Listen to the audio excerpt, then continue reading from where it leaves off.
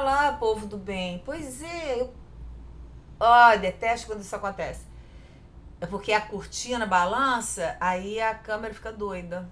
Mas enfim, faz parte da minha vida.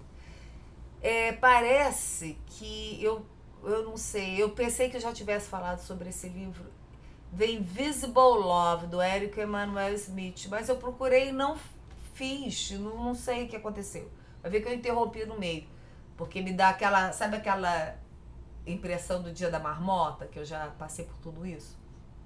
Então, Eric Emanuel Smith, para mim, é um grande contador de história. Ele tem filmes, né? Vários filmes que ele fez como roteirista. Eu desconfio que duas das histórias dele tenham sido meio que plagiadas, inspiradas em Stefan Zweig, enfim.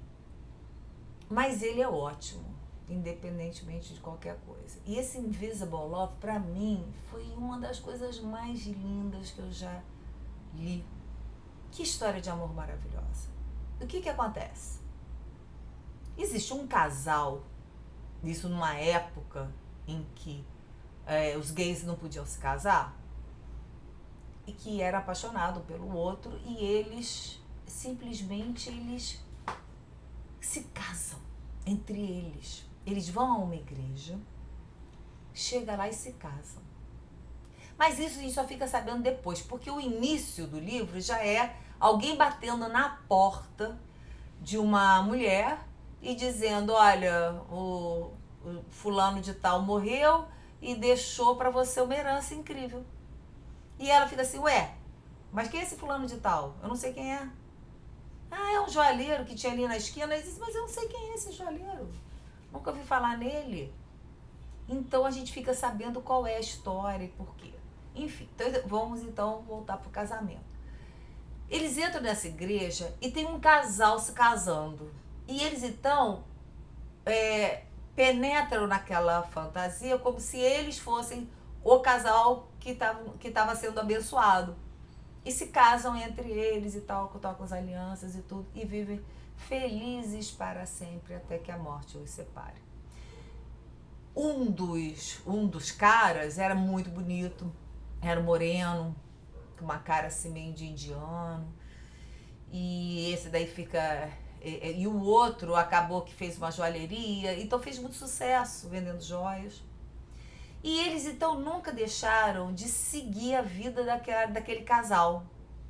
Como é que eles faziam isso? Havia uma empregada que era comum aos dois, que eles já tinham tramado, então ela contava as coisas que aconteciam. E eles ficaram sabendo que passado o início, né, do casamento, dos amores, o marido começou a encher a cara, dava umas porradas na mulher, então eles já começaram a ficar assim, morrendo de dó daquela mulher, se identificando com ela, até que um dia a mulher começou a ficar mais felizinha. Porque ela teve filhos e tudo, com esse marido e tal. E ela começou a ficar mais felizinha. E eles começaram a desconfiar que ela devia ter um amante. E eles torciam para a felicidade dela. E ela engravida. E aí ela tem uma criança, um menino moreno. E ela fica tão feliz. Ela tá tão maravilhada com aquilo tudo. E eles têm certeza que esse garoto é filho do amante, não é filho do marido. Enfim. E eles então se começaram a se considerar pais daquela criança.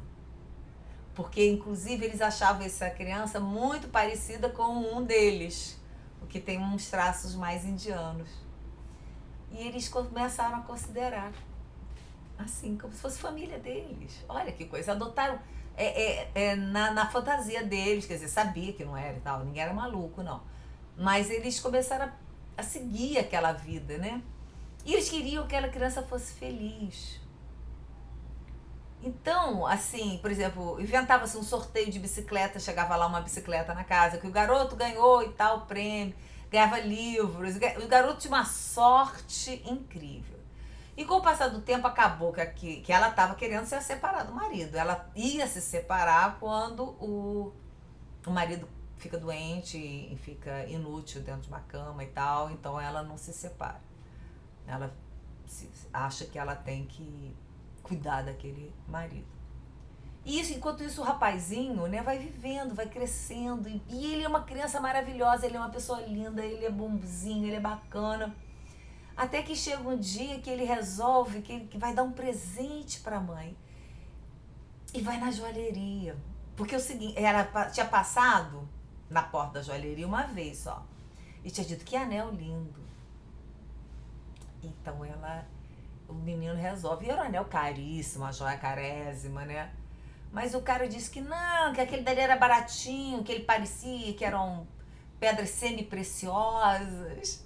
E vende, né, pro garoto o anel, sei lá, por R$ 100. E como se fosse uma coisa assim, né? E ele dá de presente pra mãe aquela joia caríssima, que diz que não é tanto assim. Mas como a vida não é sempre justa, né?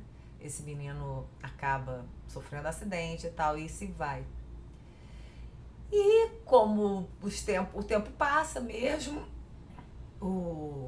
acaba que um deles morre e até finalmente o outro morrer e deixa tudo pra ela. Contei a história toda, vou botar bem grande assim, spoiler. Sabe por quê que eu contei? Porque além de ser uma coisa maravilhosa, só tem em inglês, não tem traduzido, tá?